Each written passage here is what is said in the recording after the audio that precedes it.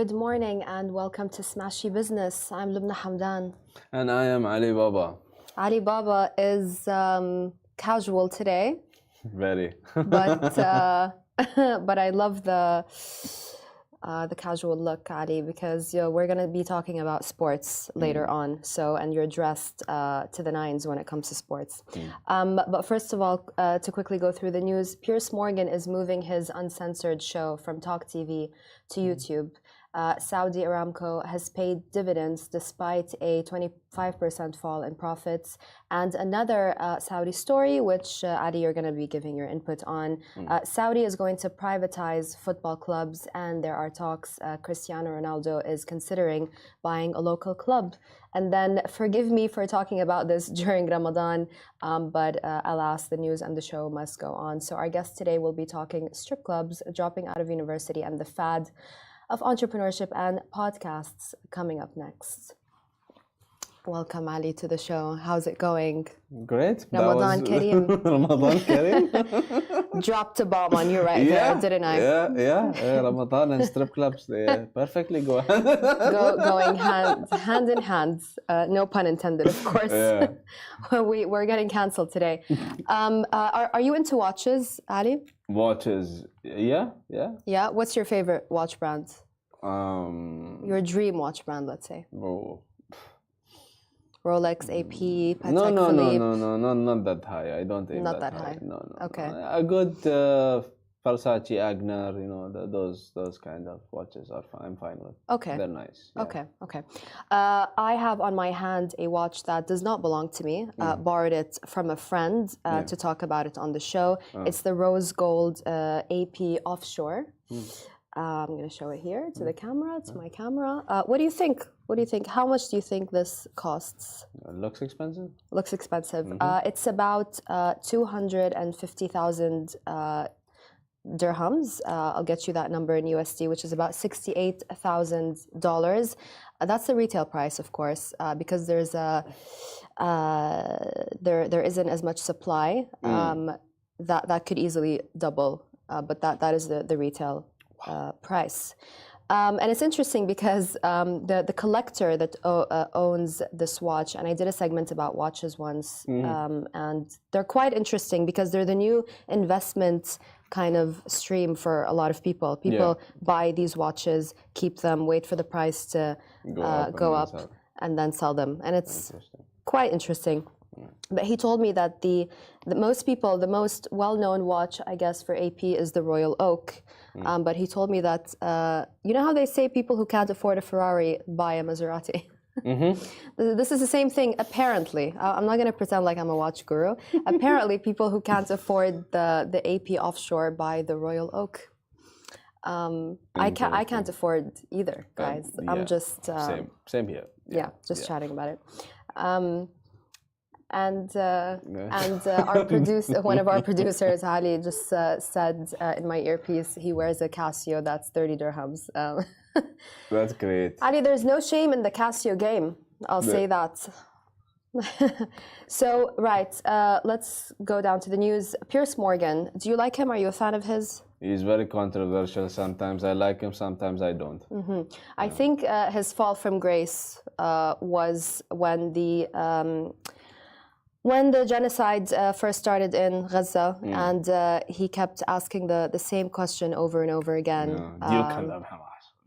Yes, exactly. And I think that was his fall from grace because, as we all know, he really made a stance to be remembered during the Iraq War, and he was fired from his job at the Mirror at the time. So I don't know what he did there. But I read an article in the FT today that he is. The article says Piers Morgan's change of program hits Rupert Murdoch's TV dream. So Piers Morgan said his daily show had become an unnecessary straitjacket because it's running on Talk TV's channel instead of just on YouTube. From next week, he's going to host it on YouTube channels owned by News UK, which is a subsidiary of the Murdoch family's News Corp. It's the most watched show on the channel since it launched 2 years ago. He reportedly struck a 3-year deal, allegedly worth $64 million. Oof. How nice is that? Oui. Let's manifest that one day, Alibaba, that we'll get a deal like that. Hint, hint. Just give me Richard. 10% of that. But even with his power to attract celebrities and politicians, the article says the TV channel only managed to achieve average viewer numbers of just over 50,000 last year. That's pretty low for Pierce Morgan, but it's TV we're talking about. Yeah. And now that Murdoch's son took over, has been taking over management, they're going through to the other direction. You're also a producer. Yes. You know your stuff when it comes to digital. We spoke about Shark Tank just the other day, saying that it should have been on one of the streaming platforms. We saw Tucker Carlson interview Putin. Since he left Fox News, viewership has skyrocketed on his channels. He's doing much better than he ever did with those TV channels. Is it over for TV? Yes, 100%. Like you have, like I can tell you about sports journalists where they went independent. Like Fabrizio Romano, he was part of Sky, Italy,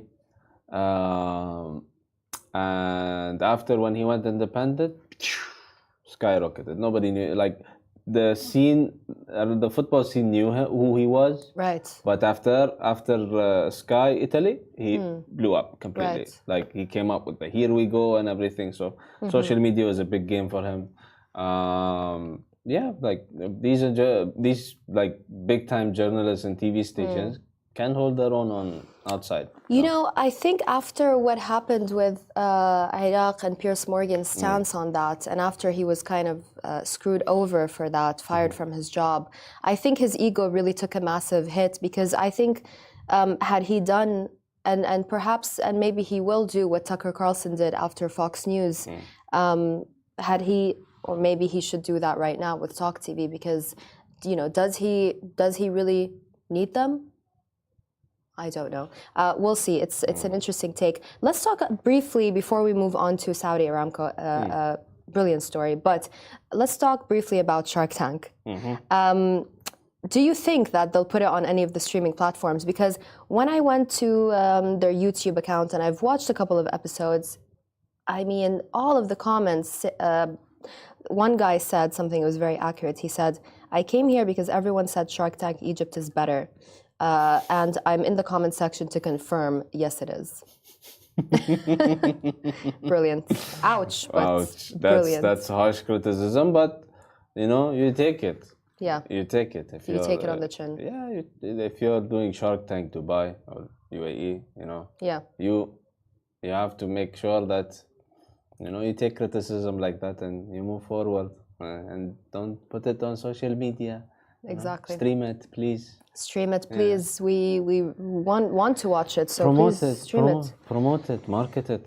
You know, it's not been done properly. You know, some of the criticism that we got, and we take criticism well. Yeah. I think we do, don't We we? do. As Arabs and Russians, we take criticism very well, as we've seen from you know, in history, politically, and everything. To a certain extent. Exactly. Don't push it too much. Don't push it. But one of the criticisms in the comments under our reel, which has nearly 500,000 views, bring it up here. We did it. We did it. We're going to go viral. It's our 5 minutes of fame. We're famous now. But one of the comments was, why are you criticizing that the show is in Arabic? Because we're in an Arab country. Yeah. But Dubai is mainly English speaking. Yes. So surely it should have been in English, the show, right? It's not a crazy, mind-blowing idea, is it? It would have made sense. I mean, if this were to happen in Bahrain, it would have to be Arabic. 100%. But Dubai is an exception. So it does really not make sense for it to be in Arabic. Yeah, and that's also the main reason why Biban is in Arabic. Exactly. Biban, by the way, is the Bahraini Shark Tank inspired show, I would say. Yeah. That's great. Are you still watching it? No. Okay, moving on. Saudi Aramco has paid dividends despite a 25% fall in profits. Just a quick clarification for people who don't know this. The dividend payout is, dividends. Okay, let me go through the news. Excuse me, guys. Quick quick morning here. Saudi state-owned oil company, of course, Saudi Aramco, announced a net profit of $121 billion for last year. It was lower than 2022, thanks to a drop in oil prices and lower sales. But the company still paid dividends of nearly $100 billion. Don't you wish you were a shareholder right now hearing that number? Cool. Dividends to shareholders rose by 30%, in fact, in 2023. To clarify to our listeners, this is exactly what I wanted to say. Dividends are distributions of profits.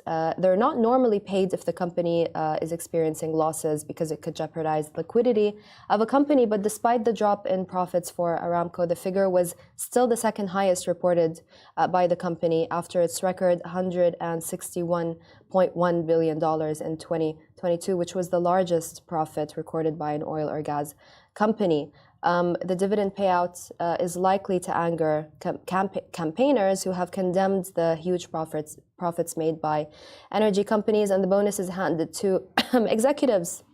But alas, everyone loves to criticize the Middle East and tell them what to do. It's been the case since 1970 something. Indeed. But you know what? It was still the largest profit last year, in 2022, recorded by an oil company. So I think they're doing just fine. Yeah, they're fine. I don't think anything is jeopardized. I think they're starting to love being criticized. Let the Westerners' blood boil. Yeah, I think it's their source of entertainment now. Absolutely. Yeah. Absolutely. What a great addition you are to the show, Ali Baba. So entertaining. Right, moving on to your area of expertise. Yes. Saudi Arabia is privatizing its football clubs. It's a massive opportunity for global investors. This means, of course, that the Saudi League is now open to private equity companies and foreign investors.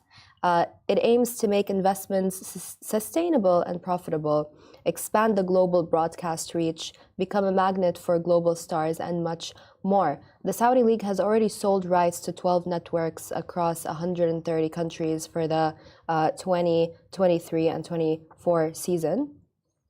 According to insiders, there's also talk of Cristiano Ronaldo considering buying a Saudi club.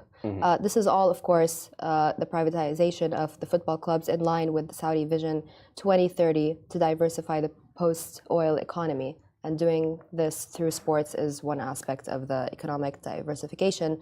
Cristiano Ronaldo, will he buy a Saudi club, you think? Now, him buying a club, I think it's a good business decision to buy a club in Saudi Arabia. Because they're moving how the Premier League moved back then, where they opened they made it public for people to buy the clubs. Right. Right. So they're having a similar... I'm gonna pretend like I knew that. That's why you're on the show. That's why you're on the show. Every day is a school day. So just see, for everywhere in the world, the Premier League is the complete guide to how to have a successful league. Because it's the most successful league in the world, and they make a lot of money. Right. So Saudi wants to reach that stage. How can we have the best league in the world, and how do you approach it? Okay, first you look at the clubs. Okay, you see 4 clubs are owned by the Saudi investment. PIF? Yep, that one. And the rest of the clubs, they were shocked and like, okay, so these guys have unlimited money, and we have very, very limited money. What do we do? Yeah. Where do we get our players from? You Right. know. This is their answer. People will buy you. Billionaires, millionaires, Right. And Brilliant move, because we were talking about this just last week. Yeah. What is Saudi going to do next when it comes to football and sports, and how will it attract a more global audience? What a move! Yeah, you'll get players now coming from. Already, players are coming from all over the world, but more younger and more talented players would be more keen to go to Saudi Arabia, especially within the Gulf region. they'll try to aim to get into the Saudi Arabian League, similar to how the UK is. It's one country, but like you have Ireland and Scotland, and Right, right. so you have the Scots trying to get in, Yeah. It's sort of the same thing. You can think of Bahrainis trying to get into the Saudi Arabian League, Emiratis and Qataris, and so on and so forth. Exciting stuff, Ali. Thank you for being on the show. No problem. Always a pleasure. Always.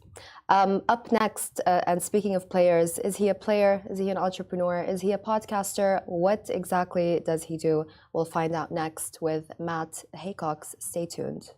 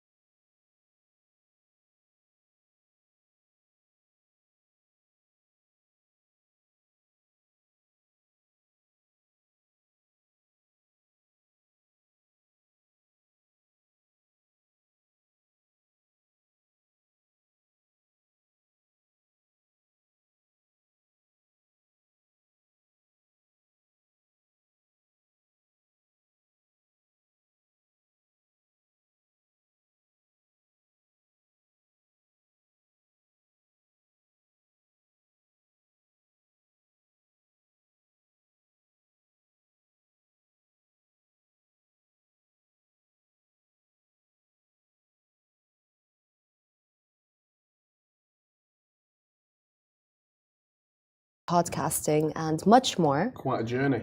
Quite a journey. Walk me through it. So you decided to drop out of university. So many people do that. It's become kind of an entrepreneurship fad, if you will. Why did you do that? So I went for 6 weeks. I never wanted to go at the time, but it was very different back then to now. I mean, I don't want to give away my age, but I mean, you know, in the kind of late 90s, to not go to uni was a very big deal, particularly if you'd already been through private education. I think it was very much the kind of done thing. I think it was almost like a disappointment to parents if you had kind of gone to private education, because then it was like, well, why have you done it? You know, what was the point in us paying for your education to 18 for you to then not go to uni? Because also, you know, I mean, particularly all the big corporates, but most decent employers in the kind of mid to late 90s, if you didn't have a university degree, they were not hiring you. But I was always adamant that I was going to go and run my own business and work on my own. So for me, going to uni just felt like I'd be holding myself back another 3 years. I completely understand, because I went to the American University in Dubai here, and I can confidently say that I learned absolutely nothing. In fact, I was told not to think outside of the box and to wait until I graduate to think outside of the box. You took over your dad's business, though. It's not just like you dropped out or you decided to open a business. You took over the business. Yes, I mean, so it wasn't exactly my dad's. It was another family's family business that had been around for many years. It started to fail. My dad, he just sold his business. He was in IT, and he invested in this business. I went there initially to work in sales, but the business was falling to pieces, and my dad had, you know, he just didn't want to work in it. He always used to say, I'd come home from work every night because I was still living at home at the time, and I'd be like, Dad, come on, you know, these guys are ruining the business and they're running off with your money. Right. And he just always used to say, oh, I've had 25 years of business and 30 years of your mother. You know, I don't need any more stress. And I think eventually he kind of gave in and said, oh, you know, you can't make it any worse than they're making it. So go do what you want to do. And then I kind of went in the next day, fired everybody, and started from scratch. And it was, you know, it was 3 years of the biggest learning curve that I could possibly have asked for. Obviously, a lot more than I would have ever gotten from university. Not that I knew what I was doing. I mean, I thought I knew what I was doing, but kind of learned what to do by either making mistakes myself or watching the mistakes that everybody else had made along the way. And I did that for 3 years. We went from a £300,000 loss to a £30,000 profit, which it was never that it was big numbers. You know, even back in those days, it wasn't huge numbers, but it was more the principle of, you know, of being able to enact that turnaround and learn all the things that I needed to learn. Well, at the time, I always used to say I've learned everything there is to learn about business. And then when I went on to the next business, learned pretty quickly that I had barely scratched the surface. Really interesting. We're going to get to the strip clubs. What a topic to open with, what a guest to open with today, the first day of Ramadan. We're going to keep it respectful, but we're going to talk about that side of the business, because business is business at the end of the day. But tell me a little bit about, I want to get your opinion, because a lot of people do drop out of school wanting to become the next Jeff Bezos, Steve Jobs, etc. What do you think of that? It's become a bit of a fad, a bit of a trend. To want to be an entrepreneur? To you know, drop out of university and want to become an entrepreneur. You actually did that. Do you think a lot of young people today do that, but are maybe too privileged and kind of miss out on the point of, you know, actually hustling? They take their dad's money, they open a business, it shuts down a few months later. I mean, look, I think whether you go to university or whether you learn from different methods, you know, people, I believe, always miss how difficult it is to start, operate, and ultimately make successful a business. You know, I think because the barrier to entry in business is so low. I mean, anybody can set up a business tomorrow, or, you know, whether that's because they create the LLC or whether that's because they've bought a product, or, you know, or got something they want to sell. You know, it's very easy to become an entrepreneur and, you know, write entrepreneur on your Instagram profile. But the analogy I always use is, you know, if you compare it to, let's say, professional sports, no one would possibly pick up a football today for the first time ever and decide that they can play on the same field with David Beckham. But with, there's a very clear league, there's a very clear, set of skills and effort and time that needs to go into it from, the first time you pick up the ball to the time that you consider yourself a professional footballer. And these professional, I guess, the professional business owners are the billionaires, the multi-millionaires, and there's a very clear set of skills, timeline, effort, process that needs to go into it. But because it's just very easy to say, I'm an entrepreneur, I own a business, I think people miss all the hard work that needs to go into it, and that's ultimately probably why there's so many failed businesses. Absolutely. You're a dad now. How old is your son? Well, it's a daughter. I've got two. I've got a 17-year-old and a 10-month-old. Right, 2 daughters. Yeah. Okay, bless them. I mean, daughters are just so much easier to deal with, kind of, right? A little bit. Always, when I had my first one, I always wanted a boy. I was convinced I was having a boy, and it was going to be my little mini me. So, how Arab of you? Pardon? How Arab of you? but when I got the girl, now I couldn't imagine having a boy. So, Right. That's beautiful. If they wanted to drop out of school, or not go to university, for example, would you back up their decision? I would back their decision based on what it is that they want to achieve, and ultimately, I want everybody to be successful. For me, my definition of success, is 2 things really. One is that you're happy, because whether you've got money or whether you've become a professional, whatever it is you wanted to become, if you're not happy when you're doing it, then for me you've failed. And also, being successful for me is very personal to you.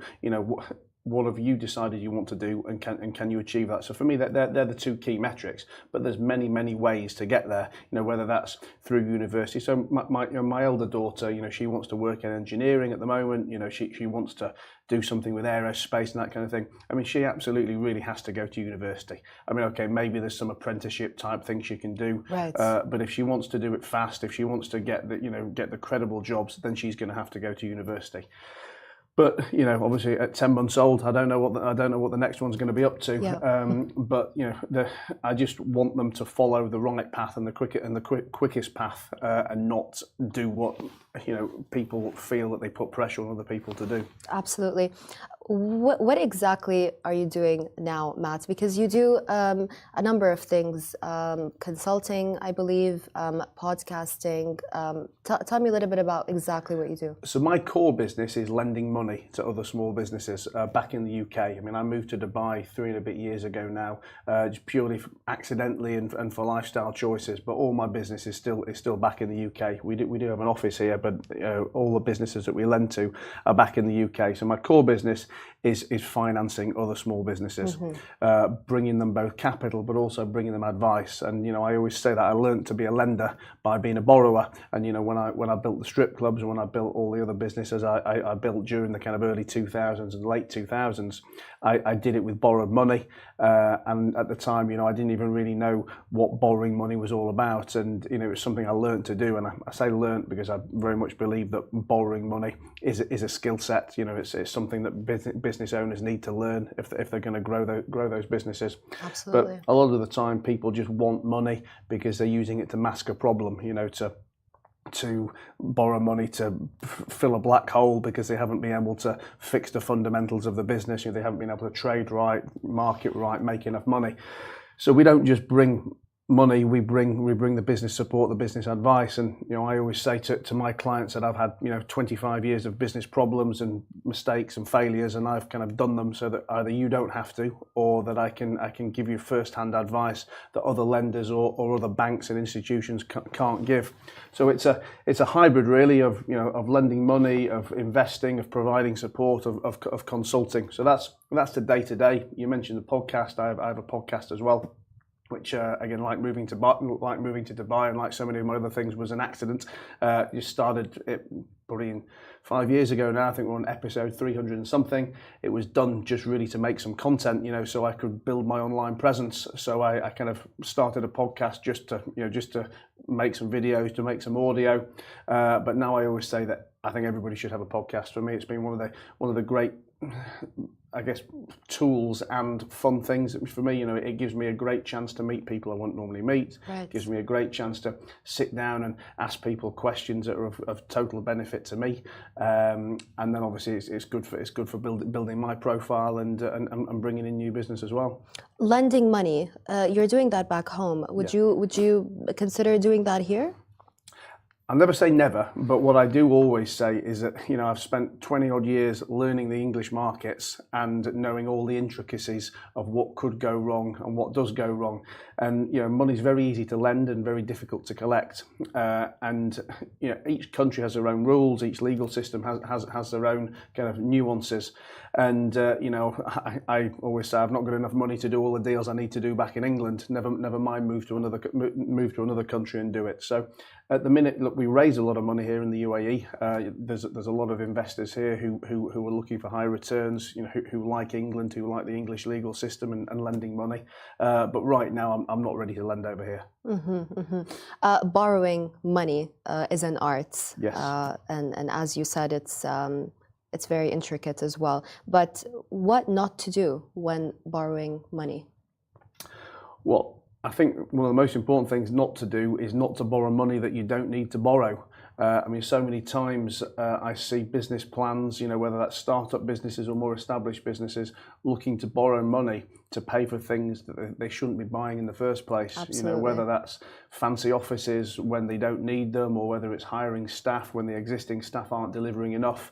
There's so many different answers for so many different businesses. But more often than not, people can either get away with borrowing less or get away with borrowing nothing if they knew how to run the business better in the first place. Fascinating that you mentioned that, because I remember when Kareem opened here in Dubai, they were the two co-founders, or three co-founders, sorry, and they were the ones taking the customer service calls. They would sleep on the couch, take the customer service calls. But then they decided to open an office, I believe, in Media City, where the rents are, pretty high, I would say, higher at least than T-Com and or Barsha Heights and other places, or Production City, for example. And that's one of the costs, right? Entrepreneurs do tend to burn investor money, especially here in the region. We spoke to Fadi Ghandour at the Qatar Web Summit a couple of weeks back, and he said there's no longer free money here in the region. The funding is stabilizing now. It's dropped a little bit. There's no more free money. But speaking of money, so that was a very interesting point. Thank you for that. But speaking of money, the strip clubs, I mean, we see it in the movies, but I've never actually met someone who has opened and owned strip clubs. How did that come about? You said you wanted to meet girls. Well, that was how I kind of got into the leisure business in general, really, more than just the strip clubs. But when I left the uniform business, I wanted to open some bars and clubs. You said no more uniforms. Certainly no more uniforms. I was very bored with that, and I was 21, 22 at the time. I think every 21, 22-year-old guy thinks I can own a bar, I can drink beer, I can meet girls, and I can make money all at the same time. And I found out very quickly it wasn't quite that easy. But I knew a bit about the strip club business and the strip club model just from spending time in the local clubs myself back in Leeds. And when my bars weren't performing well enough, because I knew I needed higher margins, I needed other forms of income than just selling the alcohol alone, I decided that taking the best bits of the strip club model and bringing it to my business was the way forward. So I poached a local manager from the club that I knew, and we went off to go and find a club. And you were 21? No, well, by the time I opened that, I was 23. 23. 23. So I'd done about 2 years of doing normal bars and clubs, and I opened the first strip club in March 2004. So yeah, 23. Interesting. And you bootstrapped that, or you borrowed money, or how did that work? And how did the manager take you seriously at 23 years old to open a strip club? That's a good question. I've never been asked that before. He was, I guess I knew him well. He was a guy who'd become a bit of a friend, and I guess he trusted me. He probably also felt he wasn't giving up the best job in the world. That if he came to me and it didn't work out with me, he had nothing to go back to. So I think he was probably a bit dissatisfied with his old employers, and he liked my ideas of what I was willing to bring to the business and bring to the table. That's question number 2. Question number 1 was I did it with a combination of borrowing some money, some bootstrapping, and begging and borrowing from my builders and from my other suppliers to help us get to opening day, because once we'd started the build, we ran out of money very quickly, and I had a lot of uncomfortable conversations and begging days with people saying, please, if you walk away from me now, we're all in a pickle. But if we get through this in 8 to 10 weeks, there'll be plenty of money to go around for everybody. And we opened, and luckily there was plenty of money to go around for everybody. And then when did you decide to, did you sell the strip clubs? How many did you own? I opened the first one in March 2004. About 6 months later, I bought a failing strip club in another local town to me. And then over the next 4 years, ultimately became the biggest strip club operator in the UK. I had 11 venues trading, from the kind of north of England to the south of England. But also at the same time, because I'd learnt to borrow money, as I said earlier, I kind of used that to just grow my businesses in general. So I had normal non-strip club bars and pubs. I had restaurants, I had shops, I had hotels, property developments, all kinds of different businesses. But then in 2008, when the credit crunch started, I learned very quickly that I was over leveraged, undercapitalized, and didn't know as much as I thought I knew, and it all fell down pretty quickly. And in the space of about 8 weeks, lost a lot, and woke up bankrupt in September 2009.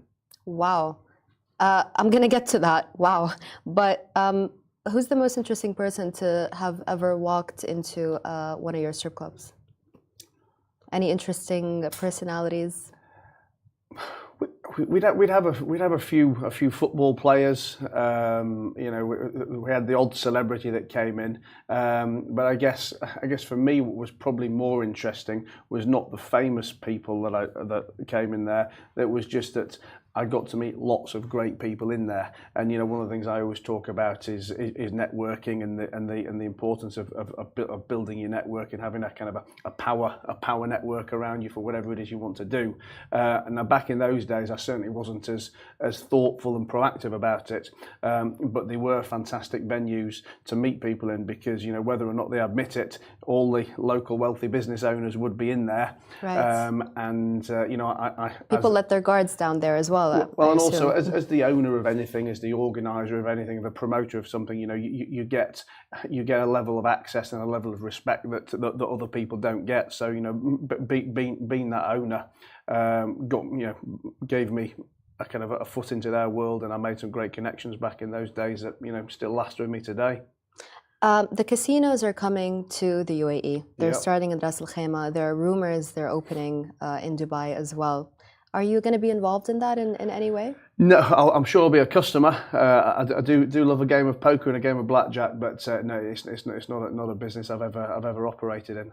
Do you have any thoughts on it? Any opinions of how it's going to affect the UAE? Some people are happy about it. Some people are heavily criticizing it. I don't know many businesses that come to an area that don't do anything other than something positive. I think normally when people are talking about the negative effects of a business, it's from a personal perspective of wanting to get some airtime to promote their political cause, or just because they want to have themselves heard. I mean, we used to have the same thing with the strip club business all the time. There'd always be a local councillor, a local politician who wanted to talk about how the strip club business ruined cities and promoted abuse to women and stuff. Claims that could never ever be backed up, and ultimately just simply weren't true. But I think for me, anything that's legal, anything that's ethical, that brings money to an economy is a good thing. Right. It's interesting because some people do think that the casinos will quote unquote ruin parts of Dubai. And that they're going to attract, negative, unwanted, unneeded attention. you don't think that will happen? I mean, I think there's always going to be bad elements of people in anything, but ultimately, those people will always find a way to do what they want to do, and I think to have controlled, regulated. Methods of anything is always the right thing to do.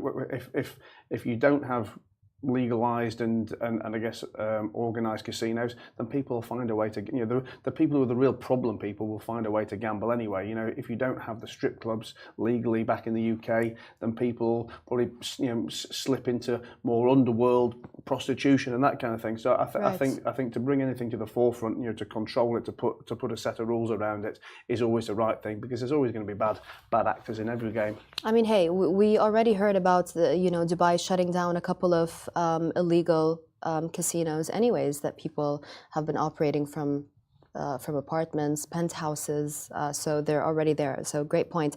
Matt, how did you come back from bankruptcy? I always say that I don't have an exciting story to tell, because I think normally people want these kind of general speaking to his troops, call to arms. But ultimately, I woke up bankrupt. I had a baby that was 1 year old at the time. I had an ex-wife, who needed a roof over her head. And I always said I was never born to be poor. And I just had two choices. I could sit at home. I could, watch TV and complain how I was a victim and that, everything went wrong around me. Or I could get on with it and get back out to work again. And something I didn't really appreciate at the time, but I understand a lot more now, is people always used to say to me, "Oh, what was it like to lose everything?" And what I've very much realised in my later years is that I didn't lose everything at all. I actually only lost money. Other than that, I didn't lose anything else. I didn't lose my network. I didn't lose my skill set. I didn't lose my experience. And if anything, I came out of it with more experience, because I just experienced, the situation of bankruptcy. It might not have been a great experience, but it was certainly something that was a learning curve. So I went back to work the next day. Initially as a finance broker, because again I had that skill set of how to borrow money. I knew a lot of lenders who wanted to lend money, and I knew a lot of people in my local area who wanted to borrow money but didn't really know how to go about it, or outside of the mainstream institutions didn't know where to go and get it. So I went out effectively making a commission, charging a fee to consult and broker for those people. But second time around, I made my money back a lot quicker than I made it the first time, just because, like I say, the only thing I lost was the money. I had the experience, I had the grounding, and I knew what to do. Yes, it was. Looking back, people say, "Oh, well, what would you have done differently?" And I don't even know if I would, to be honest. I think it's such a hypothetical question. And I guess being bankrupt back in those days gave me the experience and knowledge which has led to where I am today. I'm happy with how it played out. Fascinating. Such a fascinating story. Sorry, my producer just whispered in my ear, said, "Lubna, change your facial expression." I'm often told to smile more. So I'll try and be funnier. caught me off guard. I was really tuned into the conversation, and he just caught me off guard. Does anyone ever tell you as a man to smile more often? No, maybe to be more serious. No, to be more serious. What a story, Matt. It's really. Interesting to say the least. And again, never in my life have I met anyone who owned strip clubs. It's very exciting, even more exciting that you did come back from bankruptcy. How's the business looking right now? Any new projects? You owned pubs and restaurants back in the UK. Did you ever think about opening something here? Again, well, two answers.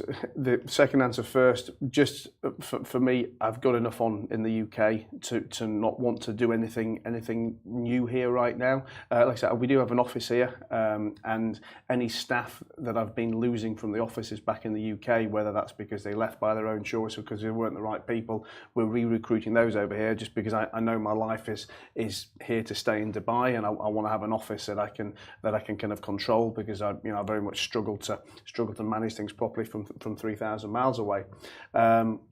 But in terms of this year, my kind of focus is a bit more on consolidation than growth. Not making things smaller, but just putting more effort and time into the businesses that I've already got. Because I think something I've been very guilty of over the last few years is just doing more and more new things. And you know, ultimately, there's only so many hours in the day. You know, my team is only as big as it is. And I think all the businesses that we've got have got fantastic opportunity for growth. And I'm probably stifling that growth and that opportunity because I'm running off, you know, in another direction with another idea, with another shiny object syndrome. So concentrate on the things that we've got, build a strong team here in Dubai, and let's maybe re-have that conversation again in 2025. I'm looking forward to having that conversation. Looking forward to what you do next. Really fascinating. Thank you so much for your time. Thanks for having me. Tune to our show on all podcast platforms. Support your local business, Anghami, or listen to us on Spotify or Apple Podcasts, and stream this episode on smashi.tv if you'd like the video version. Thank you, and see you tomorrow.